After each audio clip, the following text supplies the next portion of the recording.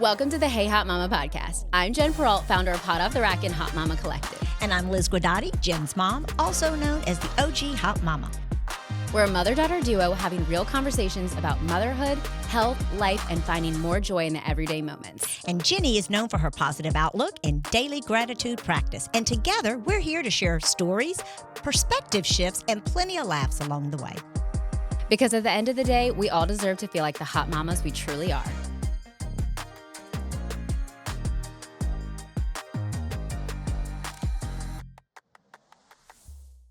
Welcome to the Hey Hot Mama podcast. I'm your host, Jen Peralt of Hot Off the Rack and Hot Mama Collective. And I'm Liz Guidotti, better known as Jenny's mom. You're going to have to let me know if I get lipstick on my teeth. How are you looking? Right now? Yeah. Good, you're fine. Okay, good. Yeah. No, I'll tell you. I'll be like, bitch, you got lipstick on your teeth. Okay. This is our final episode of season 1. And I feel like we've come a long way, don't you think? Oh, absolutely. We haven't killed each other. So that's a plus right there. I think we've shared some stories. We've maybe tried to learn a few things, and we've definitely had laughter along the way. So, yes, three things. And you haven't been answering your phone, so I have a lot of stories to tell you. And I made a list of the stories that I need to tell you. With one being over Memorial Day weekend, we all did I tell you about this? About how we all went? Am I going to like this story? Yes. Okay. We all went to our friend's house. We went to Josh and Courtney's, and they insisted that all of the adults and all of the kids go and play kickball and wiffle ball, okay?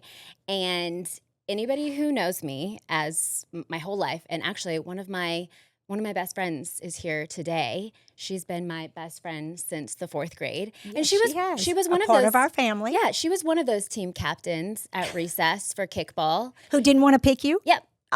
They would, she and my other best friend were always team captains, and they would pick me dead last. And you were fine with it. You probably preferred not to be picked at all. I didn't really want to play. I wish we could have played something else.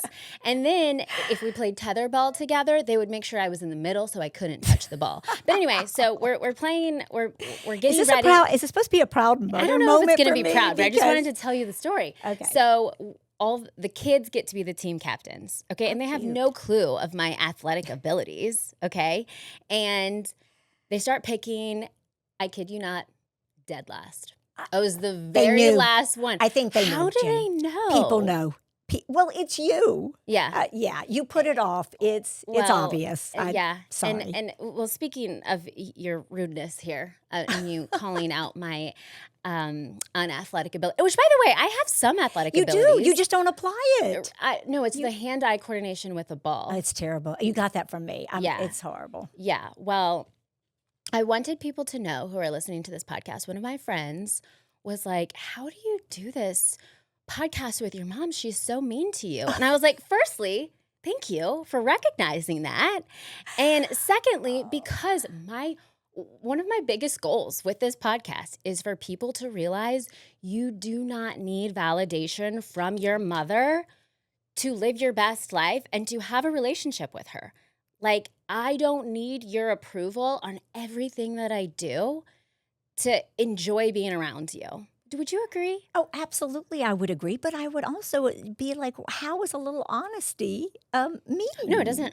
I don't think it's that mean. And then it allows me to be mean back to you. Honestly, if people could just do that, say what they want to say, you know? In fact, Jordan here was telling me, she was like, it's almost like you created such a strong sense of self in me that, like, I can take it and it just rolls right off.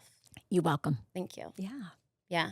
Anyway, anybody who's listening, again, you do not need validation from your mother to live your best life. How did you feel about that from your mom, though? Well, that was a different story. But you and your mom can get along and don't have to agree on everything. Right. And even best friends. Me and Jordan right here, best friends. We are almost as opposite as can be. She is as crunchy as can be. Picture a Nature Valley bar that you left in the sun in your car. That's Jordan. And here's the thing, I'm open to it. Like, I love to hear, I'm about all perspectives. Look, like, I want to hear all three of you. You, Haley, and Jordan have always spoken your mind. I think that's what's great about a friendship.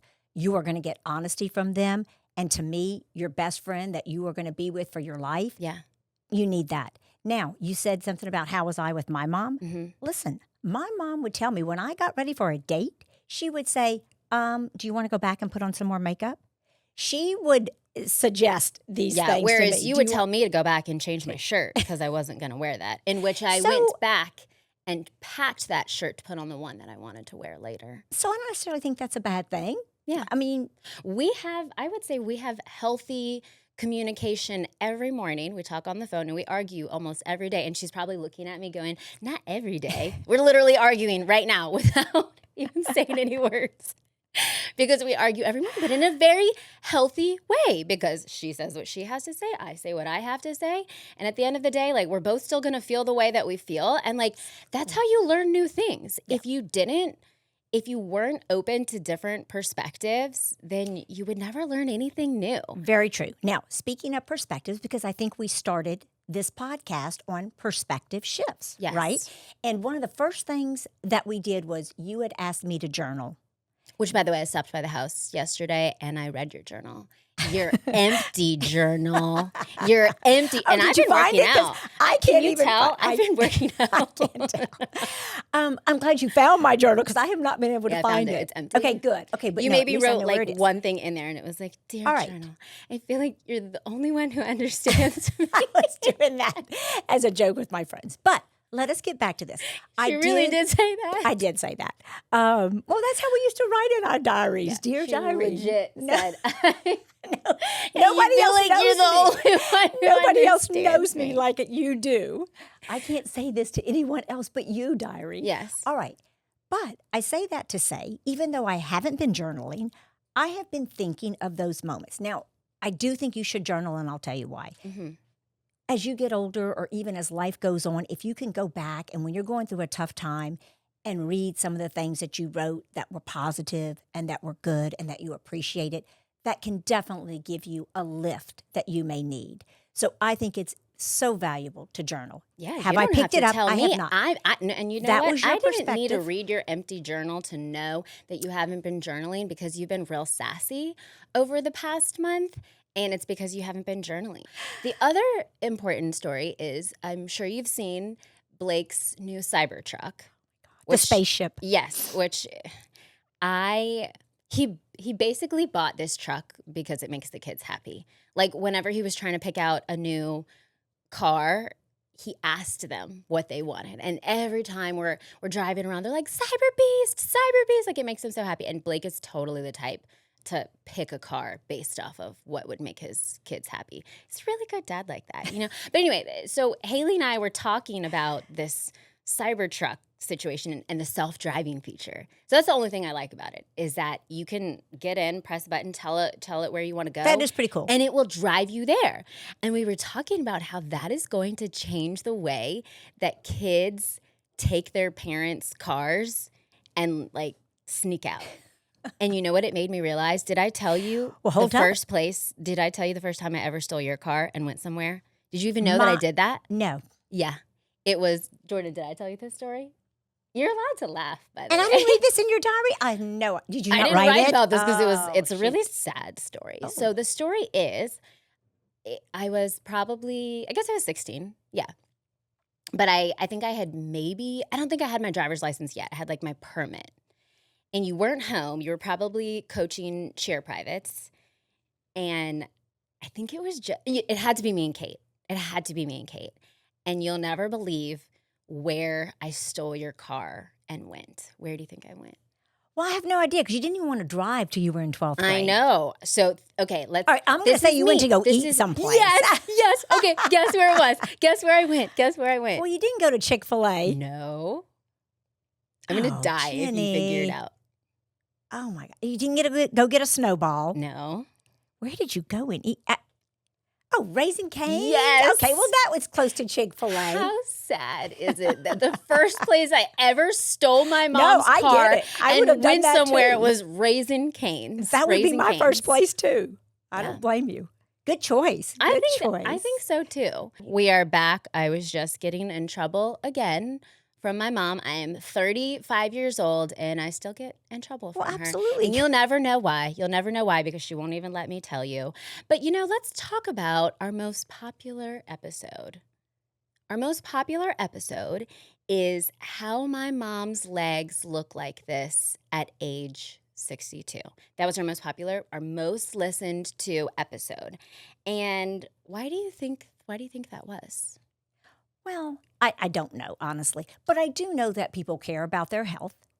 And they want that. I feel like it's a pretty easy answer. They literally just wanted to know.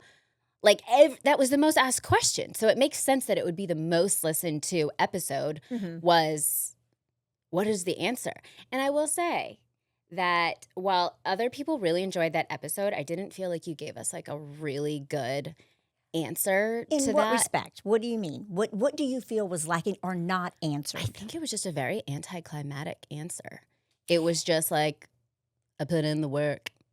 Well, genetics. And unfortunately, Jenny, no. Unfortunately, the answer to being in great shape and in good shape is very mundane. It is day in, day out, the same thing. There is nothing exciting. There is nothing great about it. You just have to do it. Sometimes it's boring. It's monotonous. You don't want to do it. And really, that's what it takes. So it is very anticlimactic to answer that question. But that's the answer. That's what you have to do. So I can't make it fun and exciting. I wish I could. And I think a lot of times that's what people want. Yeah. And so then they stop and they never achieve their goals that they could achieve. And it never gets easier. Sometimes it gets better. There's better days than others. It never gets easier. It's just what you have to do for an hour a day to reap the rewards. An hour. I think 15 minutes is good. In fact, I just texted Blake the other day.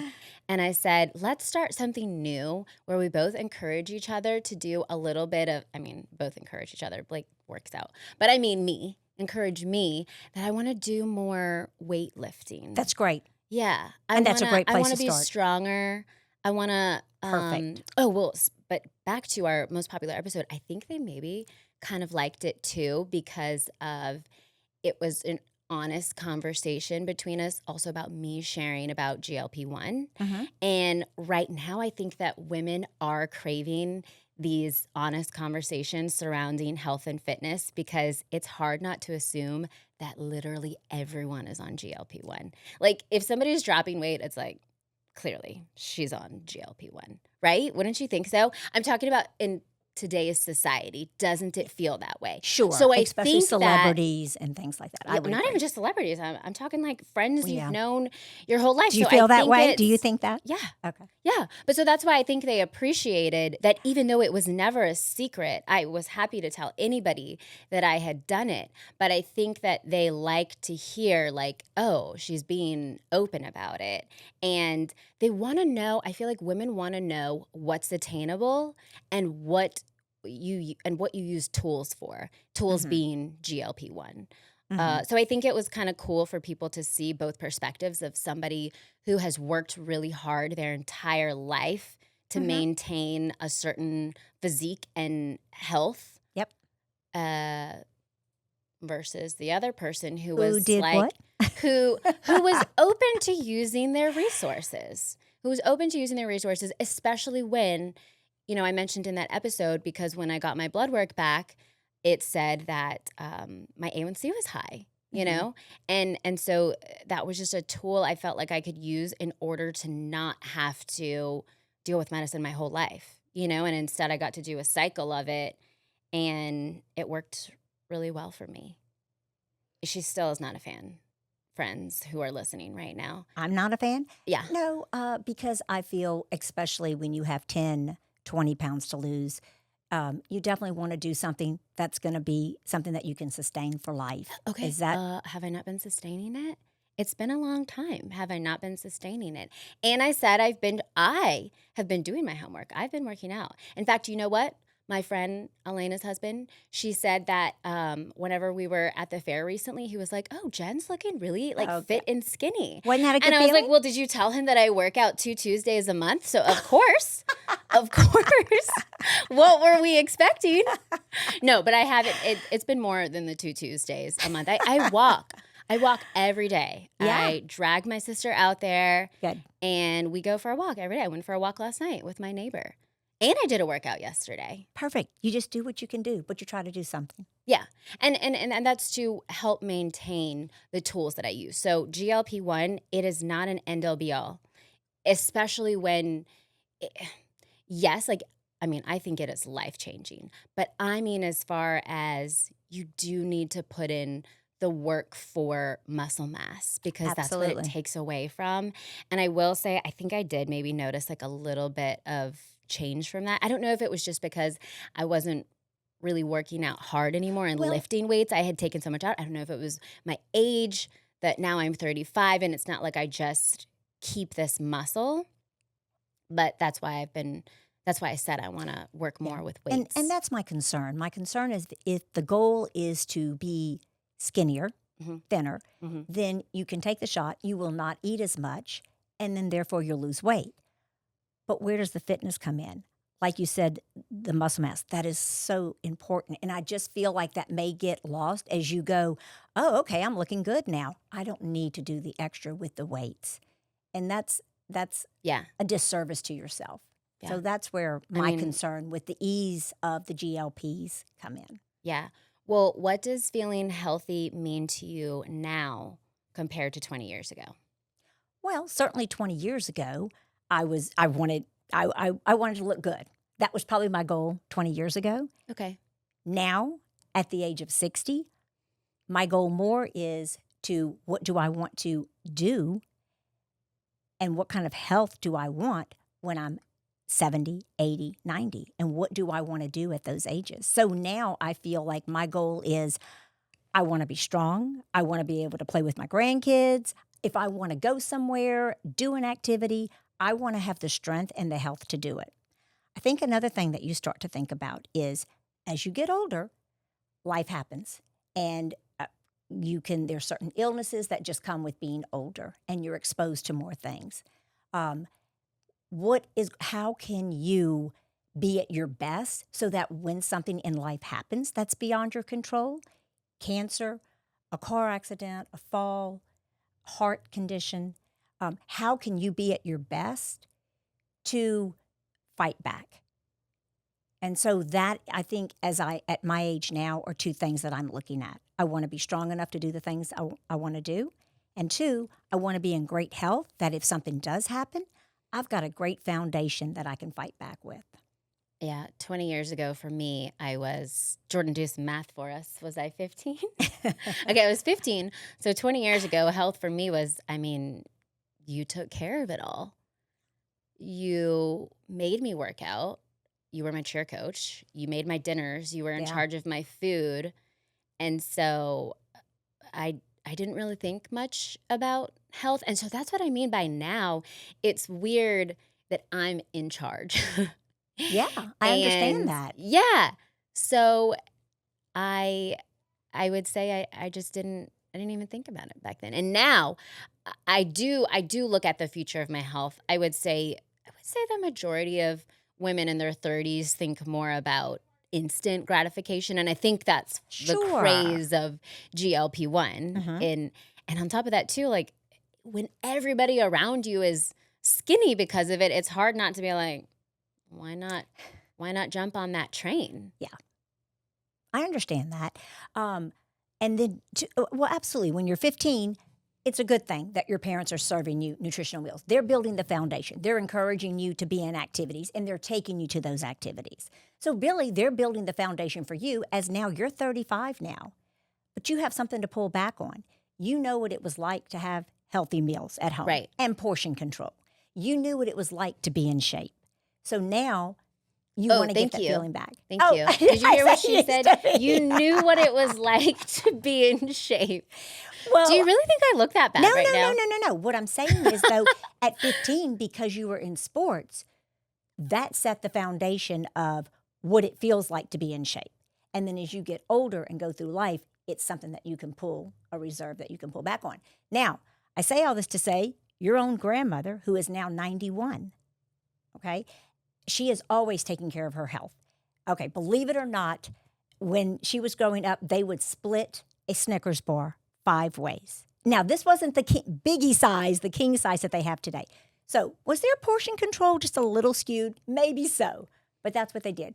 So, and Lolo always exercised in some form or fashion back then. Now, at the age of 80, she got kidney cancer. Oh, right. Because she was in such good shape, did not have high blood pressure, did not have diabetes, they were able to remove a kidney. That took care of the kidney cancer. At the age of 85, she got another cancer, lymphoma. And because, once again, she was in such good shape, she was able to have chemo, and she sailed through that. Yeah. And now at 91, bless her little heart, she has like 10% kidney function because that poor little kidney has been beaten, abused, and battered. But yet, she still walks every day. She gets down on the floor and plays with her grandkids because she did the things that she needed to do, and she was ready. Her body was ready and able to handle it. Well, I do think that does go back a little to genetics because that is also a fortunate thing. It is. I would say that genetics definitely does play a role in that. And I know that well, you said you have to work your genetics. You've got to work your genetics. So she was given a good hand. She was given a good good hand. And she worked that hand. And she took care of that hand. You're exactly hand. right. Yes, she did. So, yes, it's both things. It's appreciating that you have good genetics, but you have to work the genes. What's something that you think women in their 30s in today's world worry about? That we shouldn't. Okay, well, what do you worry about? And I'll tell you if you should worry about it. I am doubtful that we worry about the same things. And I would say this is just going to come out how it is, but I want to be hot when I'm 40. Did you? Yes. Okay, good. Yes. I think most people do. Absolutely.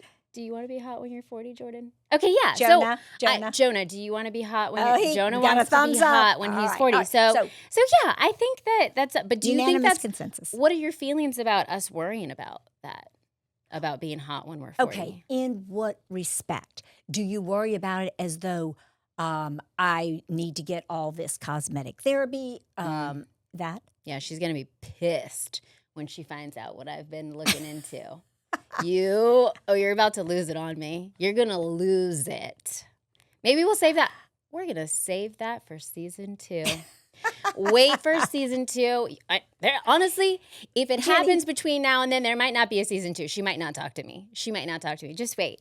We're not going to talk. We'll just, The point is, that's something that I worry about. I want to be hot when I'm 40. But, that being said, I also want to make sure that I'm exemplifying a good foundation of our marriage and relationships for my kids. Yeah. So, I want them to see me in a good, healthy communicative relationship with Blake and friends, because that's how they learn to work out their problems. And this one too. I think those are great worries. So far, you're doing good with the worry department. And this one, I'm sure you worry about for me. But know that I will always figure it out. Know that I will always figure it out. Is my job is a very unique job, but I'd say anybody who owns a business, you always wonder how that business will evolve over time. And I guess that's something that I worry about. That's a big responsibility. I just don't even know how you do it. That's so hard, Jen. You're in a tough business. Yeah, but I just keep the ball rolling. I will say I am very, very impressed with how you handle that. You handle your stress with your job amazing. I never see it. I never see it taken out on your kids. I never see it taken out on Blake, although you take out other stuff on Blake, not that. You are just always so confident and so looking forward to your next adventure that you're more focused on that than what if it doesn't work. And I love that quality about you. Yeah. That is a great quality to have. And what's so funny is Blake and I are opposite in that aspect. Blake is more logical. Blake is logical. And I am the perfect example of have you seen that meme about people about insults that you don't even realize they're an insult because it's so okay. So I love how you don't let facts get in the way of your opinions. That is me. Because I'm like, what are you talking about? Of course this is going to work. And they're like, well, according to XYZ, this happens when X. And I'm like, oh, well, it's still going to work. Like, we will figure it out. We will figure it out. Wouldn't you say that, Jordan? That it's not, I'm like, No, I like that gonna quality. work. I like that quality about you. Thanks. I mean, I don't have to live with you like Blake Yeah. does, so it makes it a little easier. What is something you love about getting older? Gosh. What do I love about getting older? You told me the other day. What did I tell you? You said that you love that you don't care what people think anymore.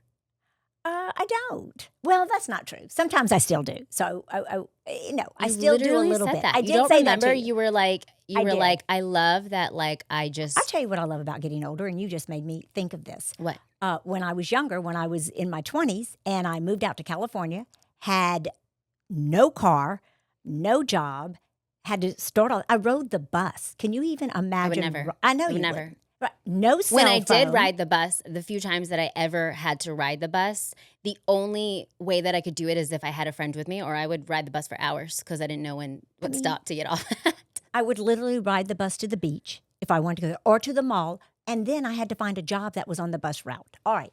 But I think about all that now, and I think about that sense of adventure and how I just made it work because there was no other choice. It's like, this is going to happen. And in a sense, you're kind of like the same way. And so now as I get older, I look back at that and I think, I don't want to lose that sense of adventure. I don't want to lose that sense of, hey, I'm going to make it work. So I think that's what I love about getting older is that being I able can to... definitely present some adventures to you if you would like. But I have a feeling it's going to cost me. Yeah. The adventure is going to cost me. I can give you some risks and some adventures. Monetarily and my soul. I'm sure it will cost me both. But that is what I love about getting older is being able to look at what you've accomplished and then pull on that when you need it and not let yourself get into, oh, I'm scared. I don't want to do that. Hey, you did it when you were younger and you pulled through. Keep it going. Right, yeah. Well, I wasn't actually going to bring this up, but now that you say that you want to keep that sense of adventure and risk, you didn't use the word risk, but I'm going to give that to you that I think that goes along with adventure, is I actually have a proposition for you. Jordan. Is it going to cost me money? Is it going to... The best money you ever spent. The best money you ever spent. Because guess what? The other day, this was maybe 3 weeks ago, it was a cloudy morning, and Brooks had overslept. Blake and Beck had already left for school, and I had to bring Brooks to school. And sometimes when he wakes up, he's angry, right? So I was like, how am I going to make him in a good mood this morning? Because it's like gloomy outside. And do you remember when my mom would come in the room and she would sing, "Rise and shine and give God the glory, glory"? So I thought, I was like, you know how I have my gratitude journal, Yes. right? Yes, because I read it. Yeah. And that's for adults, right? Yes. But I was like, how am I going to instill this in my children, which every night we talk about things we're grateful for, say that we had a good day, how the day can be even better tomorrow. But I came up with the idea to write a children's book. And it's going to be called Rise Really? and Shine. Yes, do you love it? That idea. Do you want to sponsor it? No, but I just love the idea. I think that's your next adventure. Okay, I'm going to write a Jenny, children's book. It's called Rise and Shine. It's called Rise and Shine, and it's about the sun. Well, you are a writer. You could do this. I know I'm a writer, and now you are going to help me be that writer. Don't you love to help your children chase their dreams? I do. This is your next adventure. Okay, so the sun is in the sky, obviously. Yes. And he's talking to a flower down below. Okay. Uh-huh. And the flower is looking for him, but the flower can't see him because it's a cloudy day. Oh. And it's a cloudy, heavy day, and the sun is having trouble shining through. And so the flower reminds the sun, like, oh, well, when I'm having trouble. Wait, you're giving your idea away. Okay, you're right. Let's save that for season Yes. 2 after you have already Sponsored the book, sponsored and the the book book. is out. Okay, but it's really good. I've already written the whole book, FYI. Jenny, Thank you are getting... Thank you. Before I was just clapping for my adopted daughters, and now you look want at to adopt me. Look at you. Yes. You have just rose in the ranks, my friend. Okay, so I'm going to take that as a yes. I already have a contract written out for you for this adventure. Well, bring it to my agent. Yeah, and- I will have your agent look over it very soon. Okay, let's get back on track about this episode because we have more to discuss. What is a wellness trend that confuses you? It's got to be the GLPs. That confuses you? It doesn't so much. Yes, and I'll tell you why it confuses me. Because I feel a wellness trend, if you truly want to have health and fitness throughout your life, you have to do something that you're going to continue. You literally say that every time. But it doesn't change, Jen. I can't change it. And so that concerns me. Are you going to take this medicine the rest of your life? Well, but the point is, it's a kickstart. It's a kickstart. It's to reset you. And like I said, life changing changed my life. Okay, well, you asked me something that confused me. That is my concern. My concern is that it's so easy to do. Why not, boom, do it? And then maybe a year later, oh, let me do it again, as opposed to being consistent with healthy eating and working out. So that's. I know that you're not a part of this episode, but what's a wellness trend that confuses you? Is it all the peptides and everything?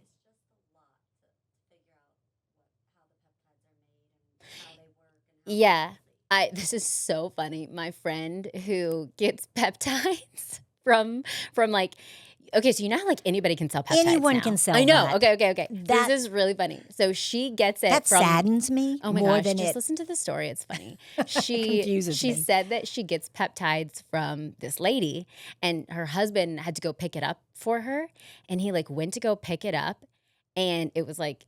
It's like in her mailbox, and he goes and gets it out of the mailbox, and he's like, I'm not going to say her name, so I'm going to call her Betty. Betty. He was like, Betty, you're literally going to die from this. Like, this is so sketchy. And she goes, at least I'll fit in my coffin. That is funny. Cracking up. I thought that was so funny. Okay, that is funny. Yeah.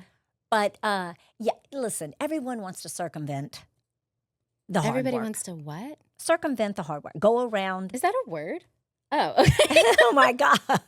You sure you're going to write a book? Yes. All right. The children's book. Jordan. The children's book. Okay. Please edit the book. Everyone wants to shortcut the hard work. I don't see a way around let's it. Work. All right. Let's work smarter, not harder. All right. Let's work smarter, not harder. All right. What is something that, what's something that my generation takes way too seriously? Well, I would have to say this gentle parenting thing has maybe gone. Let me finish. We need to find a good middle ground. There is some good to it, but I also feel there's a little craziness. Like when you are telling little Tay-Tay or whatever names people are giving these kids these days, when you're telling little Tay-Tay, all right, let's come to the table. Yes, 1 foot in front of the other. Keep going. We're doing good. And let's talk about the table when you get there so you're not triggered. Now, on the table, what, Tay-Tay, you need to rest for a second? Okay. We'll pause for a moment. Mommy's got all the time in the world. All right. Finally, little Tay-Tay continues 1 foot in front of the other. He makes it to the table. Now, let's talk about what's in front of him. There may be some green things, and let's discuss those green things because some could be poison. Some could make you strong. Which ones do we pick? And we got to make a game. That's exhausting. It is exhausting. It is, and you know what? I was reading actually that like millennial moms are exhausted because we do that to ourselves because we want to be better. We want to break those trauma that we gave y'all by saying, come sit down and eat dinner. That was okay. Come sit down and eat dinner. Wait, hold on, but Jordan, what's the difference between there's gentle parenting and then what's the other word called? Because I see this argument a lot on Instagram. Authoritative parenting. So there's a difference between the two, which we're not even going to get into because at the end of the day, it's not that I have chosen to be a gentle parent, it's that I'm a gentle person. I don't yell. I don't raise my voice. That's great.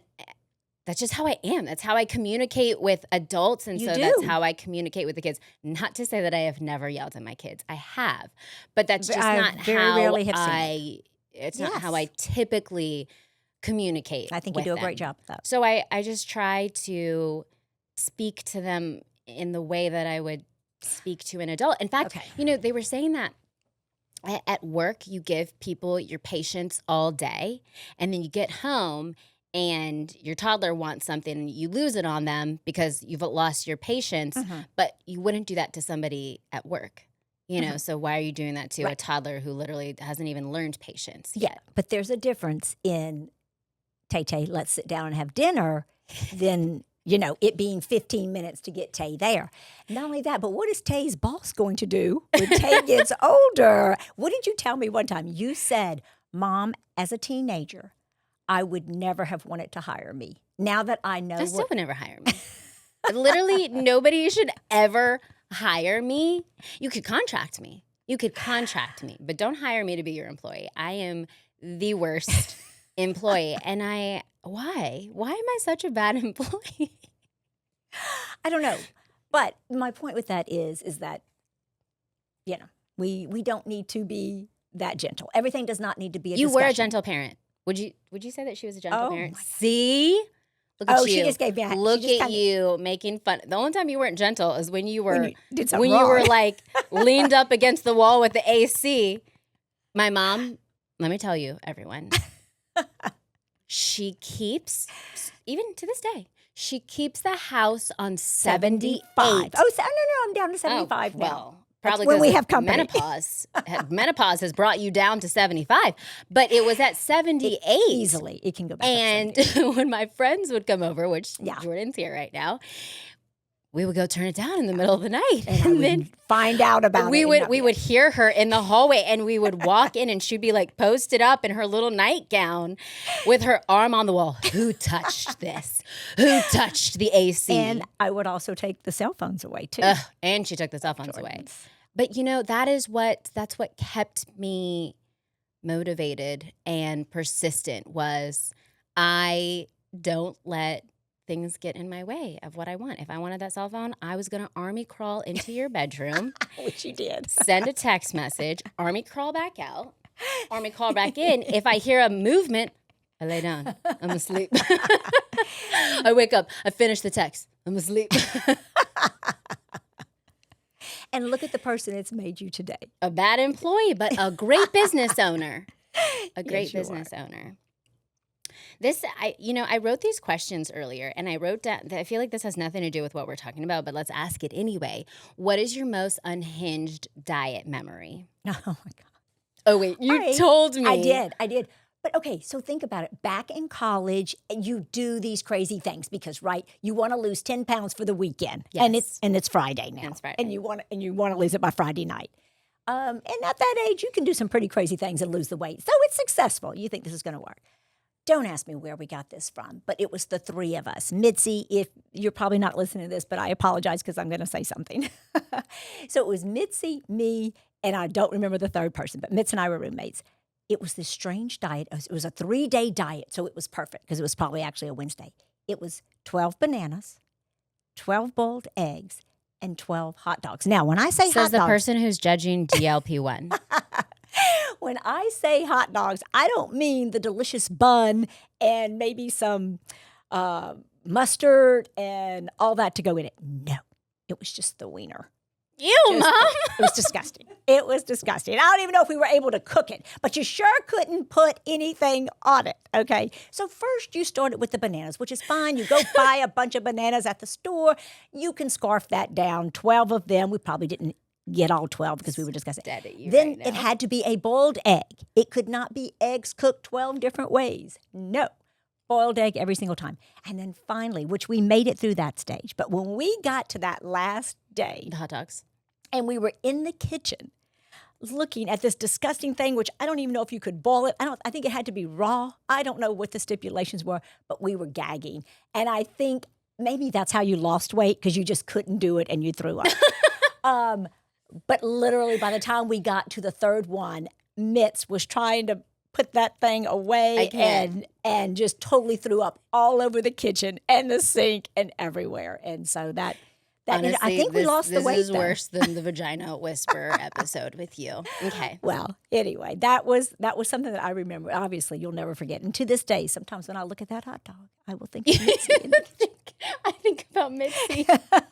Poor Mitzi in the kitchen. I don't even think she eats hot I love dogs. hot dogs. Well, me But too. I only have it on like special holidays. Like I love a hot dog on the 4th of July. I love a hot dog on I haven't had a hot dog in a really long time. Yeah, when you have the bun and the mustard and the chili and everything else that you should have on a hot dog. Let's have hot dogs this weekend. Okay, I'll try. To lose weight.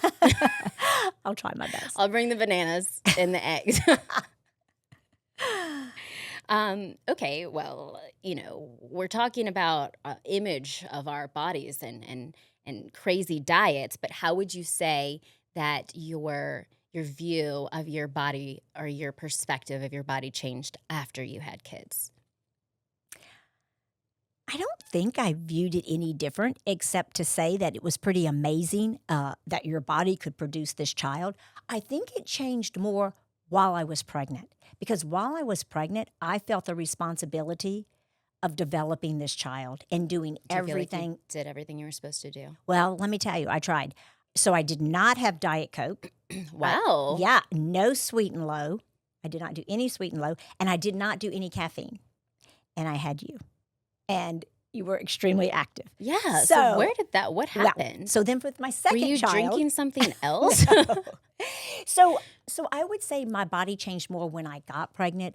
I was just more aware of the fact that I have this child growing in me, and I want to do everything I can to give.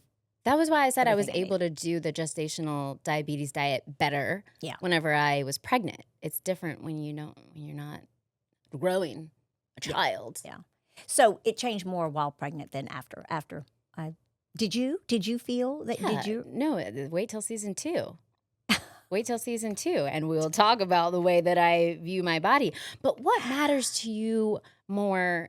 What matters to you more now than appearance? We talked about, we want to be hot when we're 40. You're not 40 anymore. So what matters to you now? Well, Jennifer, you still want to be hot? Yes. Oh, okay. Yes. You don't ever That's stop all you caring. want to be. It's just hot. You don't ever stop caring about your looks. And I will tell you, Lolo, at the age of 91, will still say you can always find time to put on mascara and lipstick. I love that. So at 91, do you feel like you care about your looks at the airport? No, the airport's different. The airport, I'm trying to survive and catch my flight and get seated and all that. No, the airport's off limits to appearances. Okay, but at 91, she still cares about her appearance. She looks good every day. She gets up, gets dressed, dresses nicely, does her hair, does makeup every single day at 91. So I don't think you ever really stop caring about your appearance. Now, what's maybe more important would probably be staying strong, because you want to stay healthy enough that you're able to get up.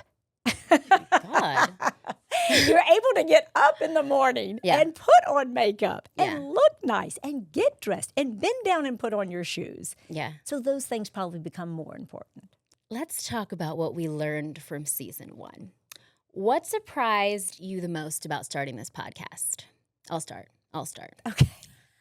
Well, it didn't surprise me, but you were very difficult to work with. Oh, okay. Well, it didn't surprise you. It didn't. You complain. And you know what? Jordan recently was asking, she's like, what's staged? I'm like, literally nothing, because she doesn't prepare. You don't prepare. You call me like 20 minutes before. You're like, did you do the note cards? You make yourself random note. And then, so you're not prepared, but if I'm 5 minutes late, you're mad at me. You're mad at me. I guess it didn't surprise me, but it just confirmed. Confirmed what you always knew. Yeah. Okay. What were you surprised? I was surprised at how much I enjoyed it. I was surprised at how much I learned and valued from the guests that we had. Yes. I don't want to get too dramatic here and say it changed me, but I would definitely say I understood and got a better appreciation for what people go through and how they handle it. And I think that surprised me the most. So, and how much I enjoyed doing this. I know I didn't show you. Nobody knows. You couldn't tell, but Thank you for You're saying welcome. that. You're welcome. What was the funniest moment for you? Oh, the funniest moment for me. The funniest moment. Maybe the fact that I learned I had been going to the bathroom wrong all these years. I was never correctly potty trained. Yeah, I was going to say, I was never correctly by trained. I was going to say that the Vagina Whisperer was probably the funniest episode. So if you haven't listened to that one, definitely go back and listen to that. And to learn how to go to the bathroom, correctly. Yeah, which she tells you everybody needs a squatty potty. And now I think about it every single time. Now, sometimes, I'm sorry, Diane, I'm still in a rush. And who's Diane? Oh, I'm sorry. Who's Diane? Sarah? Sarah. Don't ask me where I got Diane from. All right, Sarah. And here you are saying that these guests have changed you and you can't remember their names. It changed my memory. I was going to say that the Vagina Whisperer was the funniest episode, but I don't know. Then today you surprised us with wieners. So, well, anyway, so back to Sarah. Yes, learning, she really taught me that. And that is something that can help me the rest of my life. And it was one small thing that is going to be huge. And do you feel like you've been thinking, do you think about her when you pee now? I do. Yeah, every time. And I think I've been thinking about her for years. And I think about that video that she posted of her walking to the bathroom and sitting down on the toilet and leaning forward. Mm-hmm. And it's a great visual because you think about it and you do it. Yeah. And I think it's going to be a help. This question you already answered, so I'll say it's what episode impacted you the most emotionally. And obviously, Emily and Nicole's stories were very impactful and stay with you. I would say from Emily's, obviously, learning how to better cherish family moments and the motivation to keep going. And then from Nicole's is just the bravery that she had to be pregnant and to say, I'll take twins. I'll take twins. I will take someone else's children who cannot raise them at this time, and I will care for them as my own. I just don't think there's... And in both those stories, Emily's and Nicole's, the story of giving to others and doing the right thing the right thing for other people in a very, very hard and difficult time. Emily, when you know all she wanted to do was shut off to the world, instead she didn't. She stayed present for her kids. Nicole could have easily done the same thing and said, I just want to focus on my pregnancy, on me. But these twins needed her, and she was there for them. I mean, that gift to those children, to me, is just above and beyond. And it's inspiring because I've always wanted to adopt. And then hearing her story, like, it only makes me want to adopt more and feel like I could do it. If she could be pregnant and take on twins, like, I can have my two children who, in a few years from now, then take on. I would love to. I want to take twins. You think I could handle twins? No. Okay. No. Okay. What did listeners respond to the most? Do you know the answer to that? It was the leash. It was a very heated discussion about the leash. Oh, good Lord. You act like I duct taped you. Jenny, I put a leash on you to keep you from going with another family to Thailand. I think you need to thank me for that. What's funny is a lot of people really like the leash. They like the leash. They're all about it. And you're here today probably because of it. The leash, yeah. Well, you didn't tell them, though, about the time whenever, I don't know if you know this story, I was in the shower. Okay, everyone needs to know that I am deathly afraid of roaches and bugs, okay? And back in the day, everybody had a fly swatter in their house. So afraid that when she had a roach in her house, she called the exterminator company. He came and got it. No one does that, Jenny. That is not normal. You don't get what you don't ask for. You don't get what you don't ask for. If you don't ask for somebody to come get that roach from your house, they'll come and get it. I guarantee you they have never gotten a call like that. All right, but they got it. Continue on. I got the roach. I'm in the shower. My mom sneaks into the bathroom with the fly swatter that we had just killed a roach with, and she puts it over the top of the shower and puts it all in there. Oh, my God. And then she couldn't breathe. God. I was losing it.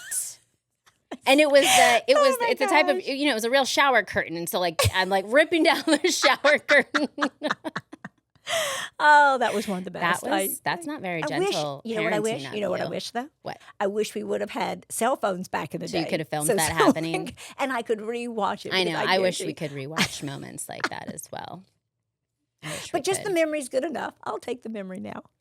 Well, people already know that they need to come back for season 2 to find out why you're probably going to disown me and to hear how the book goes, because I have already written a children's book and now you I are love that going idea. to sponsor that. We're very excited. But then other things that they have to look forward to is we're going to talk about friendship in the next season. We're going to talk about friendship. We're going to bring friends on. There's a friend here today as she's our live audience today. Yeah. She's our live audience. And this is a friend that I've had since the 4th grade. My other best friend I've had since the 1st grade. I talk to them every day, but I also love new friends. I love talking about friendship. Mm-hmm. And well, it's so important, Jenny. What It do they is. always say at the end of life? it is. It's a part of your mental health. It is a huge part of your mental health at all stages of your life. People, social, friends, a huge part on your health.